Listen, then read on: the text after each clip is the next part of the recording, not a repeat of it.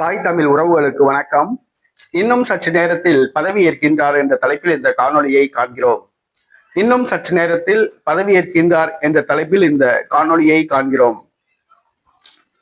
உச்ச நீதிமன்றத்தின் தலைமை நீதிபதியாக இருந்த ஹவாய் அவருடைய பதவிக்காலம் நேற்றுடன் முடிவடைந்தது.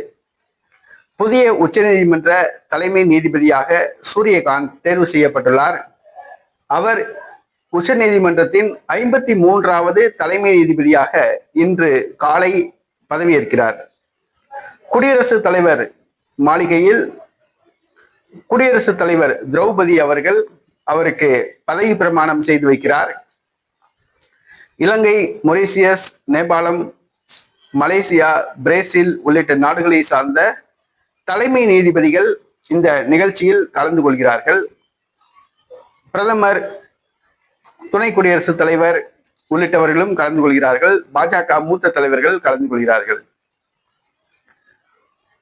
புதிய நீதிபதியாக பொறுப்பேற்க உள்ள சூரியகாந்த் அவர்கள் உச்ச நீதிமன்றத்தில் நிலுவையில் உள்ள வழக்குகளுக்கு முன்னுரிமை கொடுக்க போவதாக அறிவித்துள்ளார்.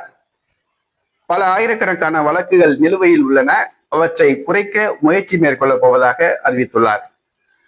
உச்ச நீதிமன்ற நீதிபதியாக பதவியேற்க உள்ள சூரியகாந்த் அவர்கள் 15 மாதங்கள் இந்த பதவியில் இருப்பார் என்பது குறிப்பிடத்தக்கது.